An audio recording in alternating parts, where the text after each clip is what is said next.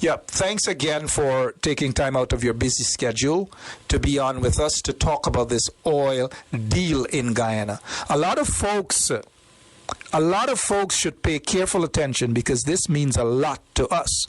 And especially you, Jan, you didn't have to do this to wake Guyanese up, to say, look, something is wrong with this deal, and therefore you, the people in Guyana, should wake up and understand and demand better.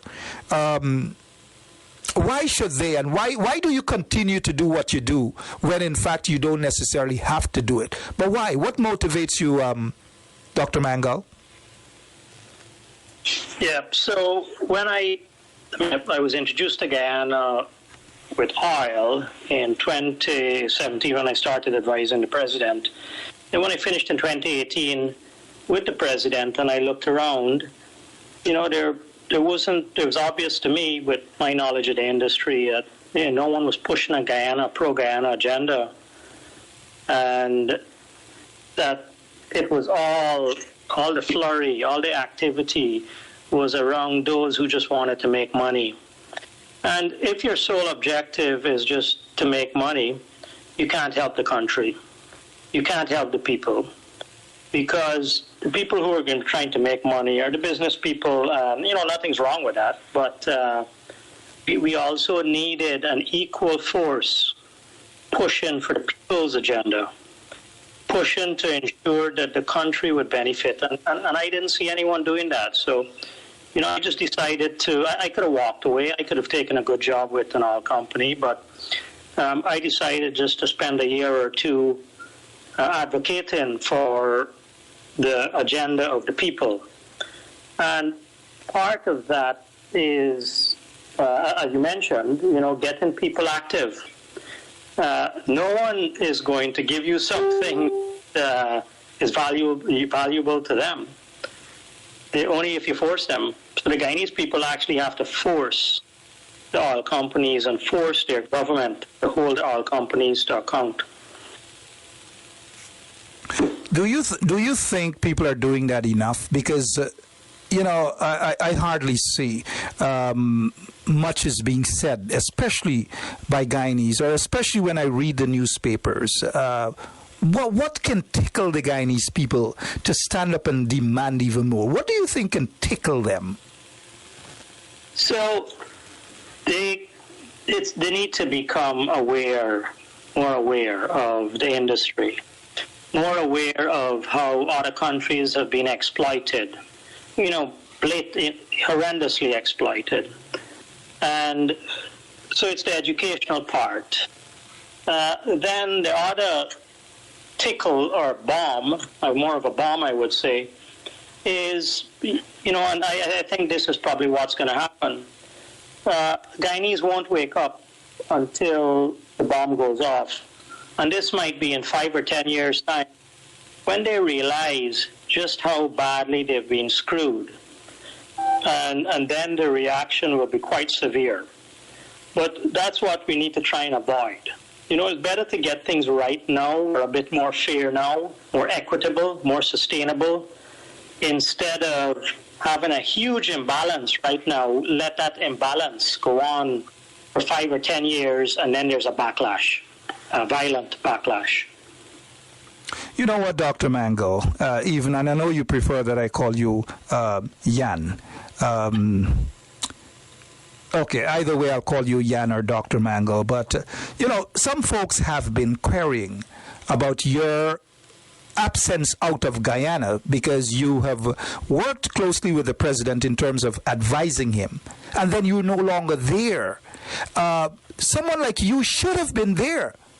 The question is, why aren't you there any longer? Well, I live in Houston. The only way I could be in Guyana is if I have a job in Guyana. I can't just go there and live. I have family here. So I traveled a lot when I was advising the president. Now with technology, and it's more easy to do what I'm doing, but it's not ideal. Ideally, I would like to be in Guyana. Ideally, I would like to be meeting face-to-face with people. I would like to be traveling around the country. I would like, when I was there, that's what I was doing. I was meeting with indigenous groups, with youth groups, with the private sector, all different types of civil society groups. So face-to-face is important in Guyana, but unfortunately, I can't afford to do that. You can't afford to do that because of personal family commitment, or you just didn't get the right deal from the government to do it? And when I say the right deal, I'm not putting it over as though you're opportunistic. Certainly not. You're far from that. But what's preventing you really from being there? Is it a new contract or just personal commitments? Well, there was no new contract. What I'm doing now is on my own. I'm unpaid, so just a flight again. Too much for me to do myself on a regular basis. So, but I think I explained to you the last time, why there was no new contract, because with the discussions with the president or around the government re-engaging me in the summer of 2019, which is now, but I believe their ideas have changed. So, there's no new contract for my services in Guyana. So what I'm doing is just purely on my own. Were there a new contract, would you have been committed to be there? Of course, I would have been, but one of the criteria for me is that, I would like to speak my mind. I would like to pursue what I think is important. And, I don't believe the new Department of Energy, as I explained to you the last time, I don't think they were comfortable with someone as outspoken as me, being in that new department. And so, with your vast amount of knowledge in this area, do you, even after leaving, even after your contract was not renewed, are you still in contact with the president to advise him pro bono? I have not had any direct kind of advice and kind of formal pro bono advising work since I left. No, I have not. You have not. All right, if you're now joining us, it's 18 minutes after 8 o'clock. It's Straight Up. You're listening to 107.1 FM. And my name is Mark Benschop. My first guest this evening is Dr. Jan Mangal. He's a professional in the oil industry. Dr. Mangal, a lot of folks are listening, possibly for the first time. They have read your articles and your letters in the newspapers in Guyana and maybe on Facebook as well. But how would you explain again that this deal with ExxonMobil is not really the best deal for Guyana? So you have to compare things to other similar situations around the world with any commodity, with any business transaction. You have to know that it benchmarks well or is comparable. So when you try to benchmark the deal Guyana got, it is way below international norms. What Guyana gets overall take, if you look for the Stabroek Block, the contract with Exxon over the 20 years, that say the first project will last, Eliza 1, Guyana gets about 52% of the revenue. But other countries around the world, similar to Guyana, are getting 60 to 75, 80%. So why should we not be getting similar value for our resource, which is the people's resource? So that is the only reason, that is one of the reasons, is that we need to get a fair value for oil, which belongs to Guyanese. And that's what Dr. Mangal and a few other folks have been calling for, a fair value, a fair enough value. In my opinion, and I do share a lot of Dr. Mangal's views, that we haven't gotten a fair view, a reasonable view. of this oil deal. And I'm not going to sit here and blame ExxonMobil for Guyana not having a fair deal. They're business. They'll grab whatever they can grab. But it's the people who have negotiated for this sort of deal.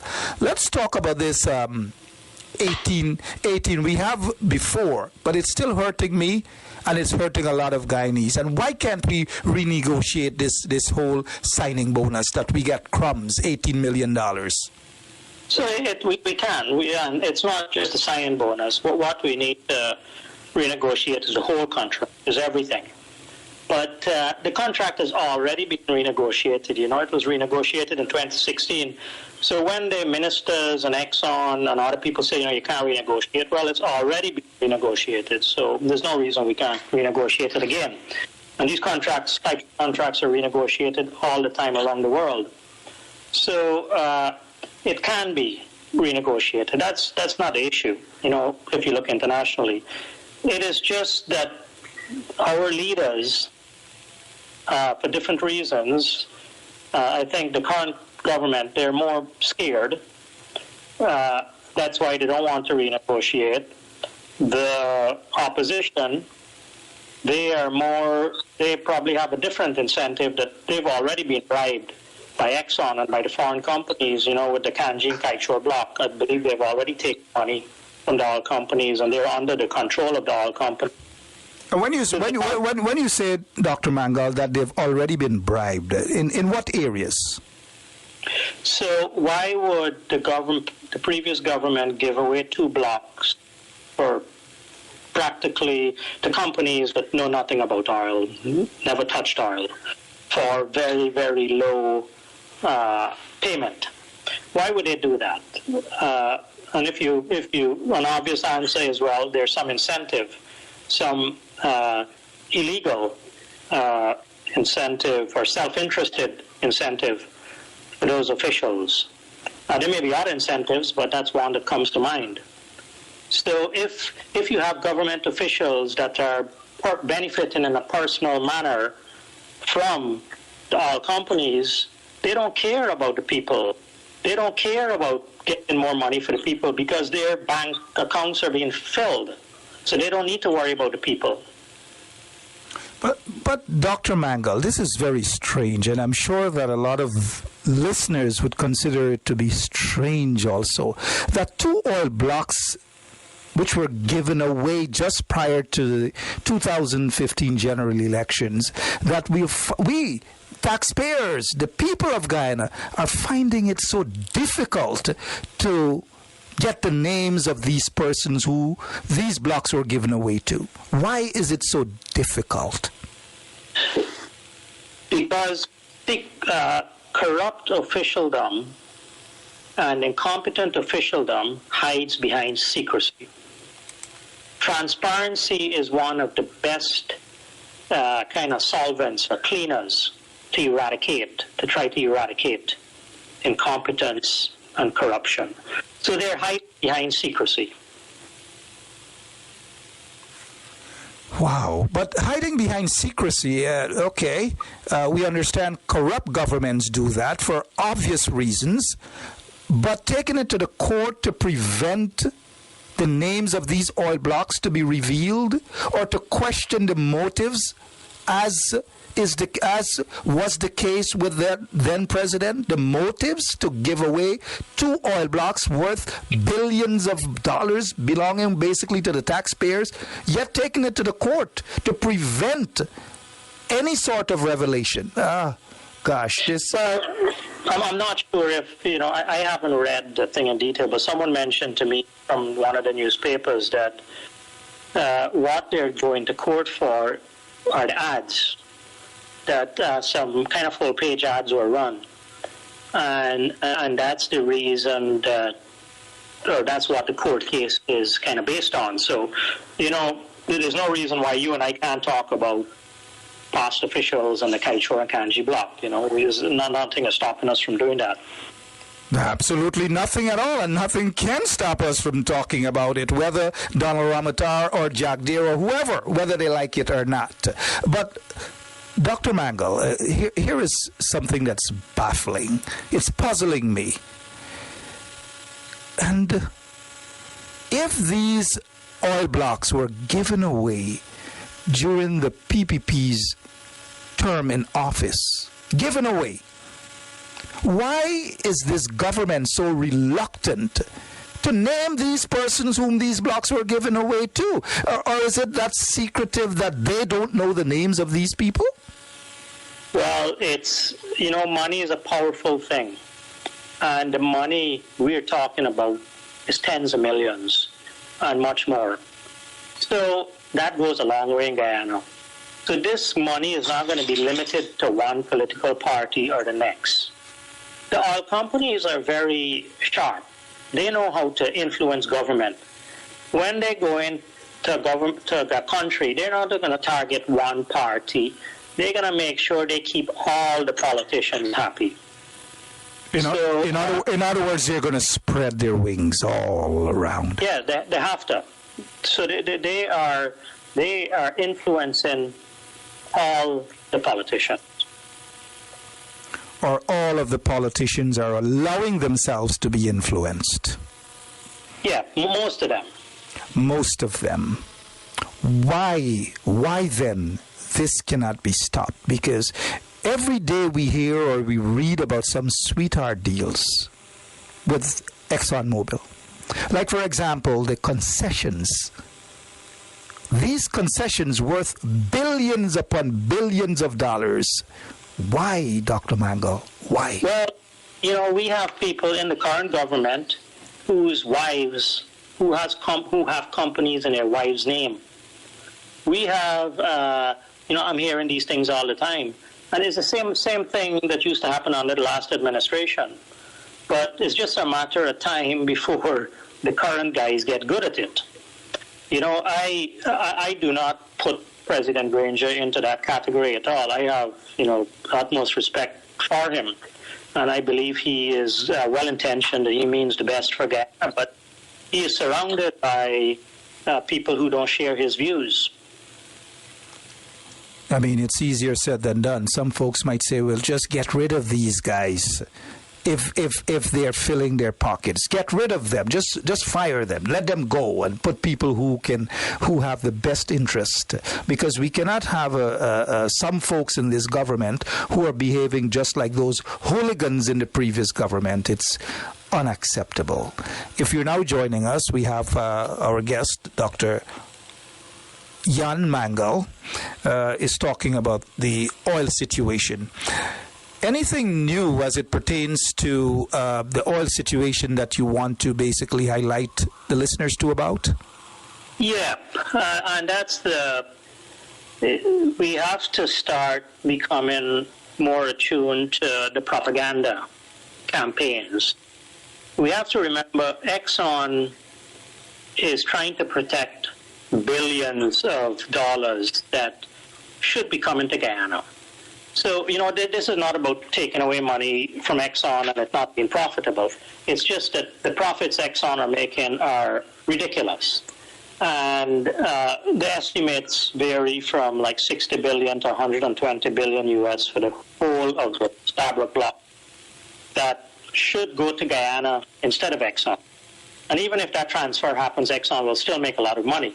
So Exxon has a huge incentive to protect and stop getting that money. So Exxon will be spending millions on lobbyists, on public relations companies, on trying to influence the populace in Guyana. So Guyanese need to, and we've seen it, like when people like myself or anyone speaks up for the country and when it's perceived as anti-Exxon or against Exxon, it's shot down. And there will be a lot of money going into that type of activity to subdue and stop anyone from speaking up. So Guyanese need to start understanding and recognizing the propaganda. Now, on that topic of propaganda, there was, when I initially challenged or brought up, I brought up the issue of the Canje and Kaieteur Blocks since 2017, but when it was publicized recently, some individuals from PPP type supporters started, criticizing me, and then what was interesting, they started talking about a family member of mine, my brother, who has a company in Guyana, and that his company needs to be investigated, which is quite curious because, I have nothing to do with my brother's business. He has nothing to do with me. We're different people. But I think what the PPP is doing here is they're sending a strong message to me. And this is the same they did when they're in power, that if you challenge them, they'll come after you, and they'll try and victimize you. So we're going to see, I'm seeing that now, and then on the political level, then you'll see that kind of thing going on from the big oil companies as well. So we really need to start looking at the propaganda machinery. Are you at all fearful? Because and all of us and folks who are listening know how vicious the PPP can be. And of course, we got to, stop that sort of viciousness. We got to, ensure that we expose them. But are you at all fearful that they are going to come after you? No, because then Guyana will never change. Guyana is the way it is because we allowed this to go on for too long. So, and then, it's been 53 years, and we don't really have much to show. And oil is not going to save us. If we behave the same way we behaved for the last 53 years with oil, in 10 or 20 years' time, there's going to be nothing. You'll just have a lot of millionaires, a few millionaires and billionaires, but that's it.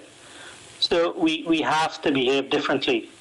We cannot tolerate this type of, these politicians and these powerful people behaving like that. 32 minutes after 8 o'clock, Dr. Mangal here. Dr. Mangal, people are listening to you, to this program from around the world, all over. But more so the people in Guyana, whether in Region 1 or all the regions, Linden, Borbys, Blackbush, Pola, Skelden, Bartica, all over. The ordinary folks especially. Can they be optimistic of a bright future with oil? Or as you have just said, that it's just going to, the billions or hundreds of millions of dollars would be going into the pockets of just a few people? No, we have to be optimistic. If we're not optimistic, if we don't look forward to something positive, then we're not going to work towards that end. So we have to be optimistic. And the reason I'm doing what I'm doing now because I know how good it could be. I know how transformative this oil could be. But it's just that the way the politics and the leadership has worked in Guyana for decades, we need to change that. That's not going to work and help us with oil. And this is not just about the PPP, I look at the WPA. I saw an announcement today that, they did not know about the contract, or they didn't know what was going on in cabinet and stuff. Well, of course, everyone knew. And then, I see a minister of natural resources saying, he's not responsible for anything. Well, no, he was responsible.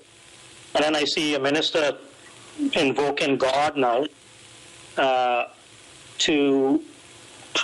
for various issues. At one point they were invoking the threat of Venezuela, now they're invoking God. So, it's quite nonsensical what passes for leadership, what passes for these people who are supposed to be managing the economy. And, the reason why we vote, why have government. We don't have government because it's a cushy job and, we want some people to have Land Cruisers. We have government because the citizenry, we work from day to day, but we put government in place to look forward 10 years, 20 years, 30 years, to try and work on the long-term issues, the big issues. That's the role of government, to secure the country over the long term. But the Guyanese governments, they haven't really been doing that, and they need to change. All right, they need to change their ways indeed. We'll take a quick water break and we will be right back with just maybe 2 or 3 more questions before we get into our next guest. And we will be talking about an alleged murder plot. Speaking of Guyana. Oh, gosh. And speaking of someone invoking God, I don't know, let's take a quick break. And we'll be right back with more of Straight Up.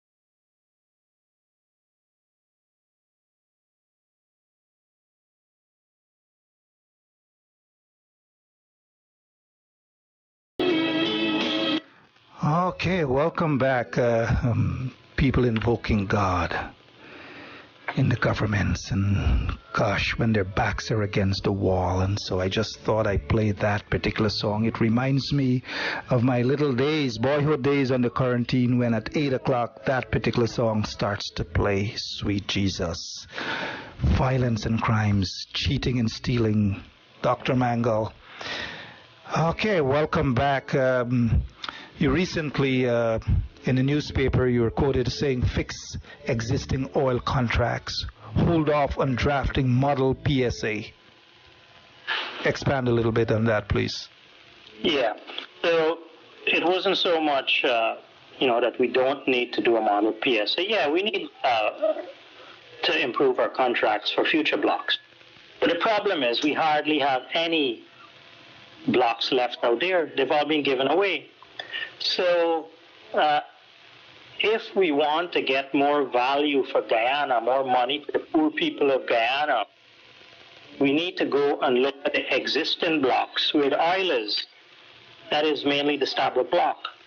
So if we could renegotiate the Stabroek Block and get, say, 10% royalty or 15% royalty and get tax, just for the first project, the Liza 1 project, which is only a small project, we will bring in $2.6 billion more to the people of Guyana. So what I'm saying is, let's go and get money for Guyana. I mean, if you focus, these other blocks and better terms, well, they probably got 1 or 2 blocks left, and there may be no oil there, so we'll never benefit from it. So let's focus instead on renegotiating the Stabroek Block. And we also need to rescind the Kaieteur and Canje block and get those blocks rebid properly. Let me ask you this, Dr. Mangal.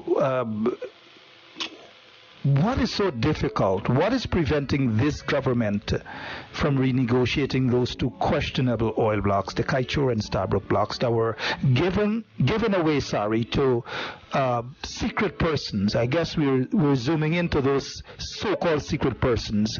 But what is preventing this government from renegotiating those 2 blocks? Yeah, so it's because Exxon has farmed into those 2 blocks now. The government will be a bit fearful of Exxon and the U.S. because if you go after the little companies like Mid-Atlantic and Ratio, ultimately, Exxon is going to have to give up those blocks as well, their share in those 2 blocks. So it might be a bit of fear, but we need to overcome that. This is something we need to overcome now. We have to negotiate hard with Exxon. We have to challenge them. Otherwise, we will never get the correct benefit and the fair benefit of our resources. The other aspect is, I suspect oil money has made it quite far into the current administration. So many elements in the current administration have no appetite, no incentive to go and do what's right. Interesting. And so someone is asking a question, and for many of our listeners, as to this whole oil deal, when was the first contract signed? Well, the one you hear about, the oldest one we hear about is the Stabroek Block in 1999, but there would have been blocks that were signed long before, because, even in the 20s and probably before, people were, interested in oil in Guyana. But that's the old history. The more recent history is, let's see, a number of blocks being awarded just before 2015, the Kaieteur and Canje, and then we would have had some prior to that, a couple of years prior to that. Repsol is, I think the Repsol block was probably awarded a couple of years prior to 2015. And that's in that particular area, because we also heard about CGX as well. Yeah, and then EGX, which everyone knows about because of Suriname. So it's that shallower water. So the CGX block, and they date back further back, and that's in shallower water. So CGX plays no role in terms of this whole newfound discovery of oil in that particular part of Guyana. No, it's shallower water, and CGX did actually drill some wells, years ago. That's when I think the Surinamese chased them off, and then that border issue resolved. But so that's a different type of geology and different scenario. It's all the Exxon kind of coming back into Guyana. I noticed recently former minister under the PPP government, and he is part of a new political party, Dr. Henry Jeffrey. He wrote in the Stabroek News recently that oil and democracy mix like oil and water. What exactly? And he has named some of the countries, like from Angola to Saudi Arabia and so forth and so on, where he's saying oil and democracy mix about as well as oil and water. What exactly is he trying to tell us? Yeah, and that's correct. And that's a big danger for Guyana. Guyana, we had our internal issues, race-based and political, and we've had our independence. But now with oil, because it's so valuable, and we have these external players now, like Exxon, like all of these little companies, many of them dodgy little companies, like states like the U.S. state being very much interested in Guyana. So we have a lot of external influence into what is happening in Guyana now. But much of that external influence doesn't really give a damn about our democracy.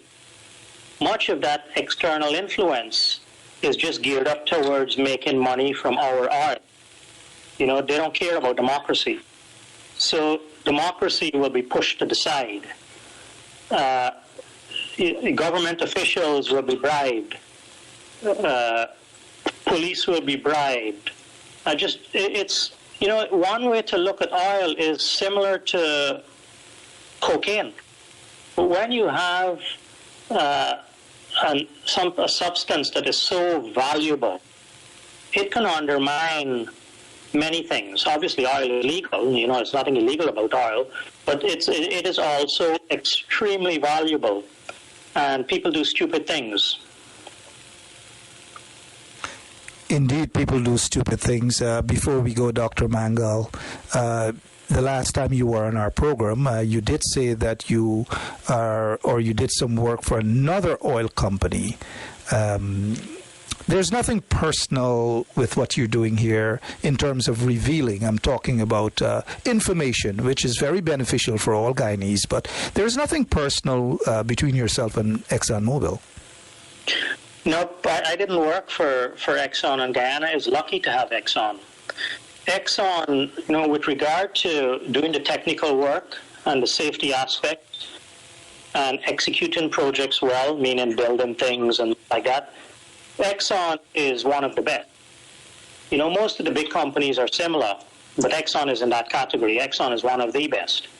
So there's nothing personal. We're lucky to have Exxon, as we would be lucky to have Shell or, you know, any of the other big companies. They're much better than the smaller companies. So, no, there's nothing personal, but I also recognize how strong Exxon is at commercial negotiations and how strong and skilled Exxon is at influencing politicians and getting up to mischief as well. So, you know, those are the things we need to address. When you say getting up to mischief as well, well, of course we can read between the lines. So we're just definitely going to move on. But do you think Guyanese, those politicians who sat with ExxonMobil, and negotiated, do you think that, of course it was very weak, but do you think that those politicians were caught with their pants down? There were. It was, you know, they didn't know much about oil, so you can't blame them for that.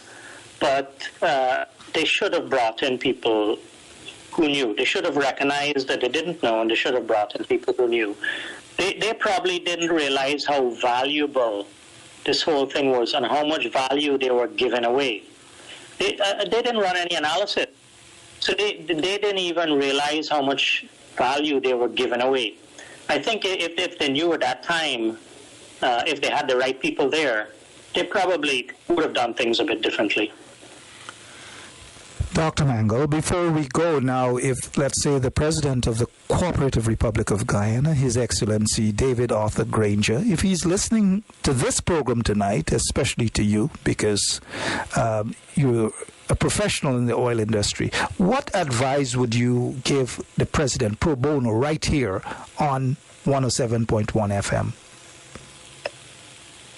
It would be to bring in people, you know, professionals, and I've said this many times before to him as well and others, is to check their ethical track record.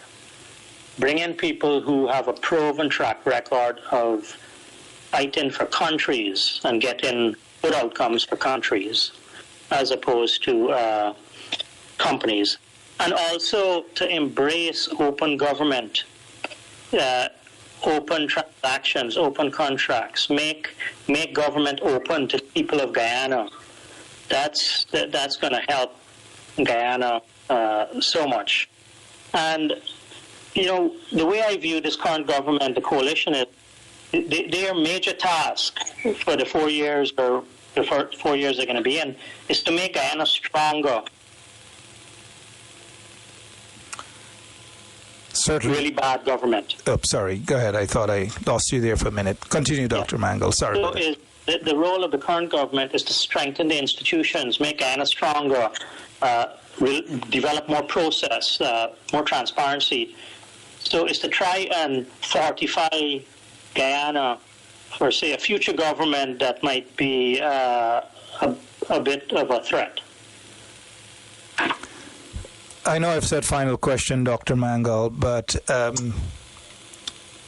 guess something just missed me there for a moment, an important question indeed that I had concerning this whole oil stuff as we have been discussing. And for those of you who are now joining us, Dr. Mangal is about to go, but like I've said, a very important question just missed me there for a moment. But I guess 30 seconds or so, Dr. Mangal. Any final thought? Yeah, the Guyanese got to be careful about, again, the propaganda and all the nonsense that will come at them. And if something sounds too good to be true, it probably is. So just be careful. Here comes the question that I missed. Both this government, yes, we know it's not perfect. We know they got some orangutans in the government. We know the previous government had lots and lots and lots of orangutans. But of the two, which one do you prefer to manage the oil industry? Yes, you actually touch on a point I wanted to make. And this goes back to, I saw an article in the Chronicle recently which said that Jan Mangal said that the coalition is best for oil. So actually, I never said that. What I did say is that the opposition, or this cabal, this kind of leadership cabal in the opposition are dangerous and very dangerous to our oil future. So obviously, I think the coalition is better than that, but I wouldn't say the coalition is best. We need better than, that's the problem with Guyana. We always say, okay, well, it's one or the other. Well, we got to change that. We can't just keep saying, oh, well, it's one or the other and just settle for second best or whatever. We need to look for something that is best, not just better. Let us say at the end of this upcoming elections and the coalition gets back in there and the hooligans in the past are no longer given that opportunity. Would you take up a very senior position in the next David Granger-led administration? I'm open to anyway. If I think the position has the scope to help and to add value, I would consider that. And I think there's a very good reason why you got to give President Granger credit for hiring me in the first place, because he really kind of stuck his neck out. None of his ministers wanted me there. And the opposition would never hire someone like me, because I wouldn't last more than a couple of weeks there if they didn't know about me before. But so no, I am happy to, if I think I would have the ability and the scope, I would be happy to work with anyone. But it's kind of funny though, Dr. Mangal, and do forgive me, people from quarantine, we oftentimes say just now, just now, just now. But the people them in the opposition are not comfortable with you at all, period. And we can see that. Every day we can see it. But how do you respond that they were comfortable with your dad, who was a commissioner at GECOM, the late Dr. Mangal? Yeah, so he was never belonged to the PPP. He didn't belong to any of the major parties. He actually started up his own smaller party a very long time ago. But I believe he was seen as an independent, and he had a relationship with Chetty Jagan. And that is the only reason why he stayed so long as a commissioner. I mean, in the later years as a commissioner, many of his friends and family as well, we would discuss that he should really consider how much longer he wanted to stay, because things were getting out of hand with the government at that time, and that his name would be associated with them because of that. But he felt respect and kind of indebted to, or just respect for Chetty Jagan. And I think that's why he did it. Before your dad died, I know you guys probably, and I've met your dad a few times, shook his hand. Seemed like an honorable man. I don't know him personally. Did he express regrets, lots of regrets, even being a commissioner at GECOM? No, I think he felt he's a person who never spoke much anything about his work or politics, anything, The most of the time we spent together was in the bush, in the Rupununi or in the Essequibo. He just loved Guyana, the countryside, the bush. So that's where we spent our time together. But I don't know, I can't recall. I mean, he was saddened by the way he saw things were going. But he felt he was adding value there at the commission at GECOM. All right, 54 minutes after 8 o'clock, Dr. Jan Mangal, as oftentimes, we really appreciate you coming on to talk to us, Dr. Mangal. We will be forever grateful for you for what you do, but we will be inviting you back soon, right here on 107.1 FM. Dr. Mangal, thanks, and enjoy the rest of your evening there in Texas. And maybe you'll probably go some horseback riding this weekend. I don't know. But whatever you do, just be safe, sir.